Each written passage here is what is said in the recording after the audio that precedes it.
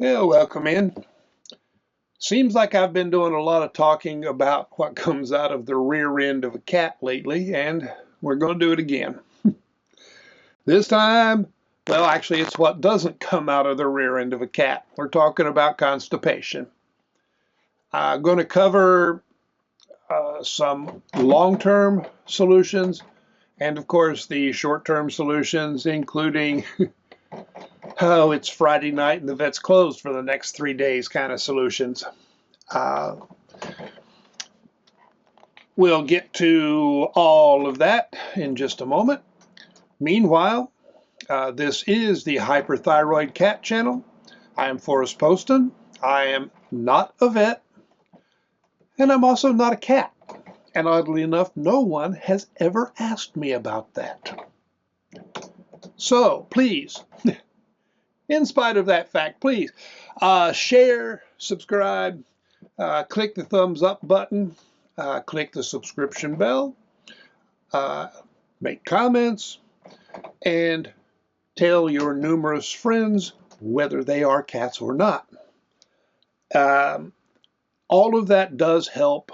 YouTube is all about the algorithms, and I need to get, I got to make friends with the algorithm so I can get more watch hours and get up where I need to be in order to put a little donation button on the page without making YouTube angry.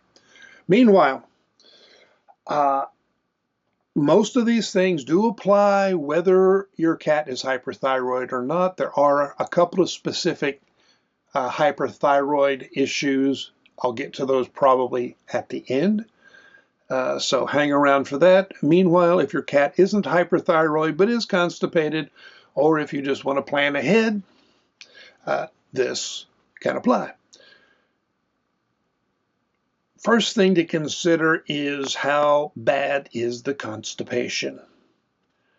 If you just kind of noticed that the poop is hard, if you've been watching the litter pan regularly, and it is something, especially with an older or a sick cat, you should pay attention to when you clean the litter pan. The color, size, consistency of the poop. If it's getting hard, you might try to get ahead of the game on this. If a cat has not pooped for a day, that's another level. If the cat is straining in the litter pan and then throws up, that is call the vet now. Hopefully it's not an emergency situation, but it is call the vet now because that's fairly strongly constipated usually. And you could be looking at sort of, the most severe case with constipation, the vet has to go in manually and remove the poop. You don't want that. The cat doesn't want that. And believe me, the vet doesn't want to do that. Another extreme solution is an enema. I point that out early to say, do not use the enema products you buy in a store. The liquid in those contains things that are very bad, probably fatal for cats. Now, having said that, if you do have to give your cat an enema, and it can be done at home, you don't want to do it, but I have done it, you don't want to do it. The cat doesn't want you to do it. But in a case like that, you would buy the infant enema product, empty the bottle, and then add warm water with just a couple of drops of like a dish detergent. You don't want to do that. Let's find other solutions or let the vet take care of it. We're talking about medical over-the-counter solutions and also food solutions. Starting with the simplest would be canned pumpkin. Not pie filling. Pie filling has extra ingredients, some of which aren't really good for cats. So you're just buying the basic pie, excuse me, pumpkin, not pie filling, not pie filling. How much, well, I mean, some cats will eat the canned pumpkin straight. Cats are weird. Some you can mix a bit in the food, some it's just not going to happen. If you want to experiment with some canned pumpkin to find out ahead of time if it's going to work, that's one option. Not a bad thing to know. Pumpkin can be good for both constipation and diarrhea. I tend to lean toward using it more if I'm going to use it for constipation. There are things for diarrhea that I think work better, and those are in the diarrhea video I did. Also, either coconut oil or extra virgin olive oil. Extra virgin, largely because it usually has a less taste, less bitter taste. Some cats, again, will lick either of those out of a spoon, or you can put it on the food, and you are not going to find any agreement about dose. Some say don't do it at all. That's neither of these is a problem. You're looking at as little as a quarter of a teaspoon up to a teaspoon. How often? Well, hopefully you don't want to, I mean, if you've got the constipation, you are looking at once a day, maybe twice a day. If you're trying to prevent a problem, a couple of times a week. And you find out what works for you and your cat. And if you have more than one cat, the answer will probably be different for each cat. So if you run into that, do a little bit of research. Again, don't assume that anything you find on the internet is absolutely true. That includes this video. Double check me. You'll find places that disagree with me. And who is right sometimes varies from cat to cat.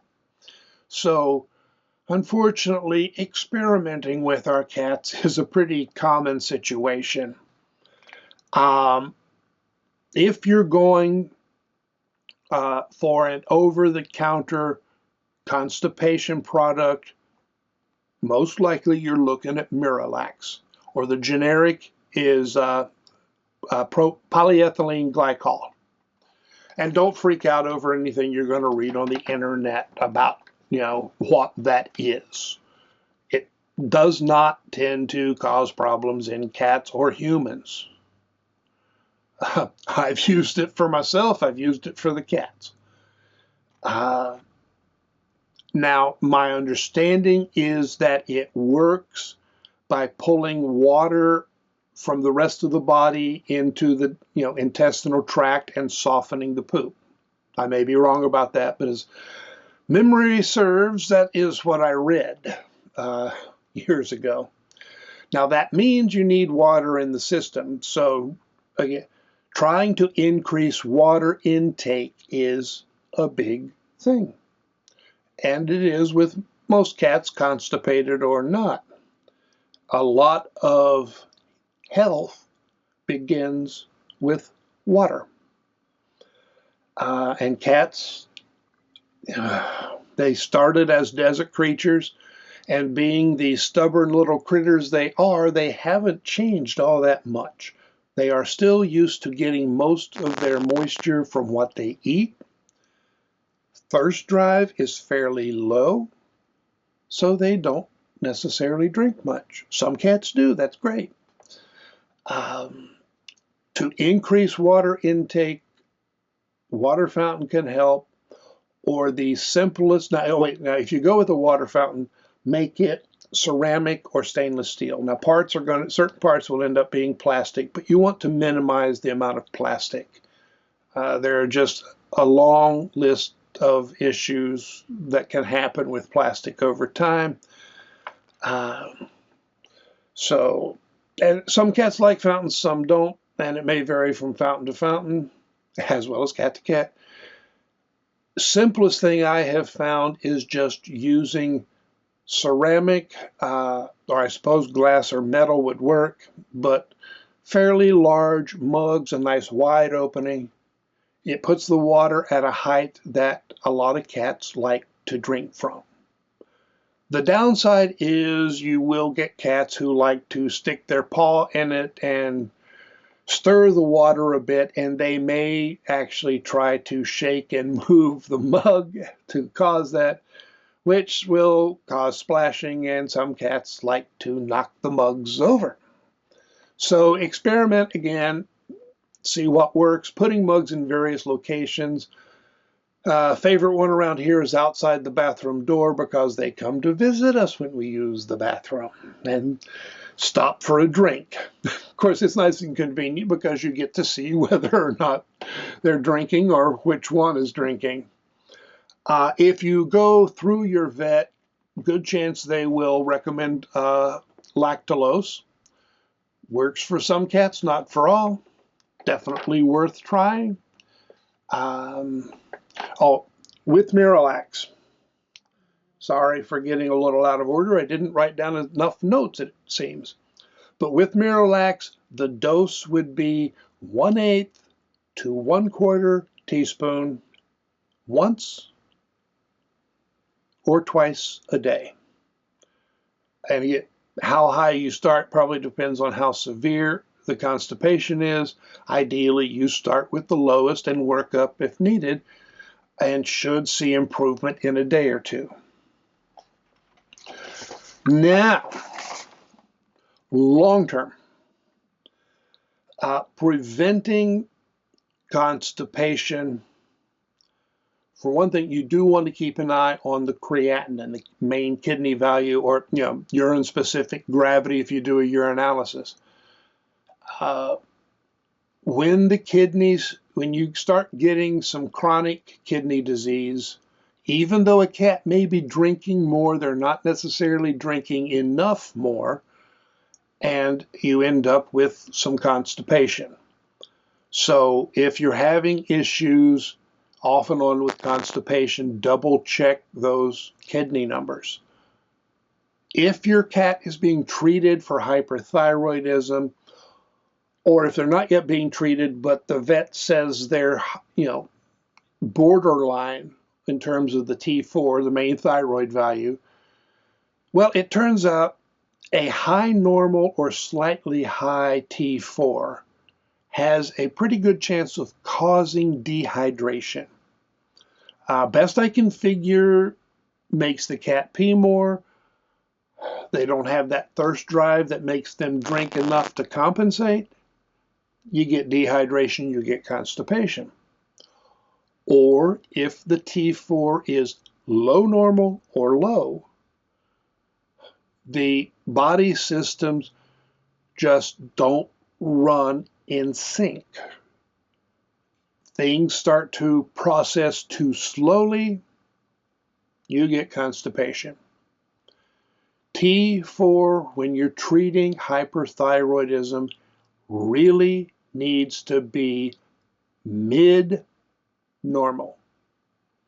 On the scale used most in the US, that would be about 1.5 to 2.5. And remember, this is T4 or total T4, TT4, not free T4. You got to double check the what they're using for their norms on that, the scale. You're still looking for mid-normal with free T4. On what I call the international scale, frequently used, and it's just, we're same thing, just measured slightly different numbers, kind of similar to the difference between metric and, whatever. But mid-normal for that would be about 20 to 35. Now, some labs really figure their norms weirdly. Some will kind of cut the bottom end off. Some will cut the top end off. Some just give you the mid-normal. And that can, if you look at that and try to figure mid-normal, it throws things off a little bit. But if you use either 1.5 to 2.5 or about 20 to 35, depending on, the scale, that will usually keep you in a good spot. And hopefully it will at least minimize constipation issues. Well, I think that does pretty much cover what I wanted to go over. Hope you don't have too many problems. Try to stay ahead of it if you can. Stay on poop watch. Not paranoia, but the litter pan does need to be cleaned. Well, I suppose if you have one of those self-cleaning litter pans, check every now and then. It's a handy thing to have, but poop can tell you some important things. Okay, folks, thanks for watching. Say hello to your cats, give them a treat or two, and I'll talk to you later. So long.